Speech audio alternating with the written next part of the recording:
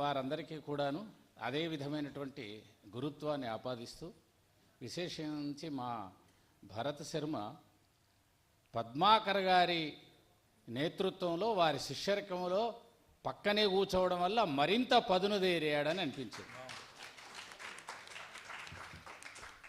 శిష్యులు 3 రకాలు ఉంటారు. ఒకరు అంతేవాసులు అనబడతారు, ఒకరు ఛాత్రులు అనబడతారు, మూడవ వాళ్ళు శిష్యులు. అంతేవాసులు అంటే గురువు గారికి అతి దగ్గరగా ఉండి అంతేవాసి అయి గురువు గారి రహస్యాలన్నీ కూడాను ప్రేమగా శిష్యుడికి అందించే శిష్యుడు. ఛాత్రుడు అంటే గురువు గారికే ఎండా వానల ఏవి అందకుండా గొడుగు బట్టి ఛాత్రుడైన వాడు, అంటే గురువు మీద విపరీతమైన అభిమానం కలిగినవాడు. మధ్య మార్గంలో ఉండేవాడు శిష్యుడు. మా పద్మాకర్ గారికి మా భర్త అంతేవాసి అయినాడు. అందువల్ల ఆ రహస్యాలు, అవధాన రహస్యాలన్నీ వారు వీరికి బోధించినట్టున్నారు. అందుకే ఇంత చక్కగా వికసించారు. అంతే మా ఫిరంగి వారు చెప్పారంటే ఇంకంతే. ఆ విధంగా భరత్ శర్మ వికాసం మనం ప్రత్యక్షంగా 4 నిమిషాలకు ఒక సమస్య చొప్పున, అసలు అది సమస్యలా కాదు, రాసుకునే వాళ్లకు కష్టమయ్యేలాగా నా పేరుతోనే శ్రీకృష్ణదేవరాయల వారి కాలంలో ఒక నరసయ్య అనేవాడు ఉండేవాడు. ప్రగడరాజు నరసయ్య వాడి పేరు. వాడికి అహంకారం ఏంటంటే వేగంగా రాయగలను నేను అని. నేను కూడా అలాగే కాగితం కలం తీసుకొని రాద్దాం అనుకోని పక్కన కూర్చుంటే నాకు అవకాశం ఇవ్వనంత వేగంగా రాస్తూ తెనాలి రామకృష్ణ అంతటి వాడు అయ్యాడు ఇవాళ భరత్. కనుక నేను ఓడిపోయాననే అనుకుంటున్నాను. అలాంటి భరత శర్మకు ఆశీస్సులు అందిస్తూ శతావధానికి ఇచ్చే ఆశీస్సు ఏమిటంటే తర్వాతది సహస్రావధాని. కనుక వారు త్వరలో ఈ వేగం గనక ఉండి ఈ ధారణ గనక ఉంటే ఆయనకు ఎంత గొప్ప ధారణ ఉందనే సంగతి ఎప్పుడో ఏదో అవధానంలో ఇచ్చిన సమస్యను ఆనాడు ఇచ్చారని కూడా జ్ఞాపకం చేసి మరి అవధానిని ఆ ప్రాసనికుడిని జ్ఞాపకం చేశాడు. పూర్ణ అదే చెప్పర్లేండి. అదే చెప్తే మళ్ళీ మనమందరం ధారణ చేసి ఆ రోజు ఇదే చెప్పారా అనకుండా మళ్ళీ కొత్తదే చెప్తారు. ఇప్పుడు ఆయన అంటాడు ఆ రోజు మీరు ఇదే పూరించారు. ఒక్క నిమిషం ఆయన మాట్లాడినాడు అంటే మధ్యలో వారి భరత్ శర్మకి నేను ఒక ఆశయపూర్వకంగా పద్యంతో ముగిస్తాను. సమయం కూడా ఒకటి అవసరం. ఉప్పల ధడియం భరతుడు అప్పడ వడియములట్టుగా అల్లగా కవితల్. తప్పు నాది కాదు. ఉప్పలలో ఉన్న పేరు కారణంగా అప్పడాలు కూడా ప్రాసలో రావాల్సి వచ్చింది. మరి ధడియంకు మనకు వెంటనే జ్ఞాపకం వచ్చే మీ అందరికి తెలిసిందే వడియం. ఉప్పల ధడియం భరతుడు అప్పడ వడియములట్లుగా అల్లగ కవితల్ విప్పిన పద్మములట్లుగా చెప్పెను పద్యపు శతమును చెన్నుగ ఖ్యాతిన్. నమః. చాలా చక్కగా ఔచిత్యంతో మహాత్ములు మాట్లాడితే ఎలా ఉంటుందో సంగన భట్ల వారిని చూసి నేర్చుకోవాలి. ఆయన లాంటి వారు తన నోటితోటి నేను ఓడిపోయానని అండమే అదొక గొప్ప ఆశీస్సును ఆయన నీకు.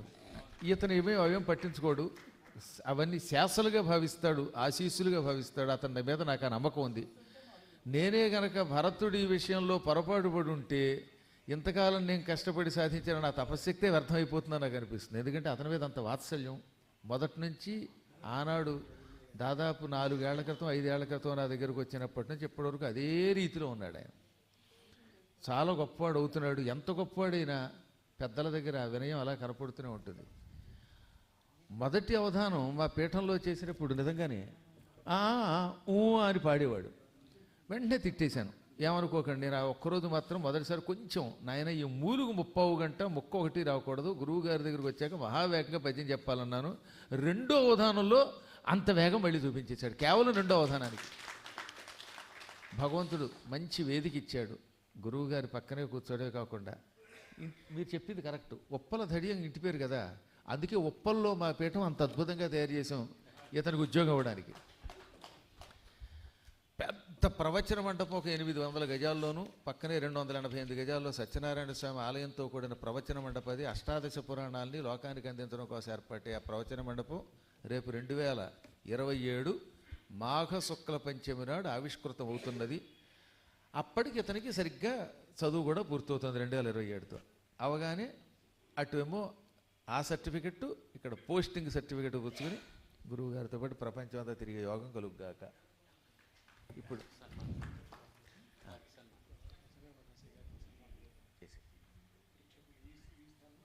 దత్తపదులు వారు రమ్మంటే ఆయన కదలడట, కదలకుండా చెప్పేస్తానట.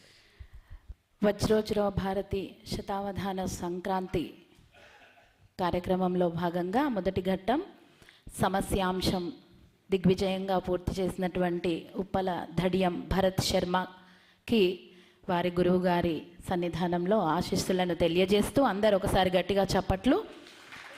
నేటి ఈ సభకి ముఖ్య అతిథిగా విచ్చేసినటువంటి డాక్టర్ సంగన భట్ల వారికి సగౌరవంగా దర్శనం సోదరుల చేత మీదుగా మరియు గురువు గారు వద్దిపర్తి ప్రభాకర్ గారి చేతుల మీదుగా సన్మానాన్ని స్వీకరించవలసిందిగా కోరుతూ, అలాగే సమస్యాంశాన్ని ఇచ్చినటువంటి పండితోత్తములనందరినీ కూడా వేదికకి అభిముఖంగా సభలో విచ్చేయవలసిందిగా కోరుచు, శృంగేరి జగద్గురువుల దివ్యాశీస్సులతో దర్శనం ఆధ్యాత్మిక మాసపత్రిక నిర్వహణలో వజ్రోత్సవ భారతి శతావధాన సంక్రాంతి, అలాగే త్రిభాషా సహస్రావధాని బ్రహ్మశ్రీ వద్దిపర్తి పద్మాకర్ గారి సంచాలకత్వంలో శతావధాన తిలక శ్రీ ఉప్పల ధడియం భరత్ శర్మ గారి శతావధానం ఆరంభ ఘట్టం 25 సమస్యలతో పూర్తయింది. తదుపరి సభకి దత్తపది అంశాన్ని తీసుకోవడం జరిగింది. దీనికి ఈ అంశానికి ఈ సభకి గౌరవ అతిథులుగా తిరుపతి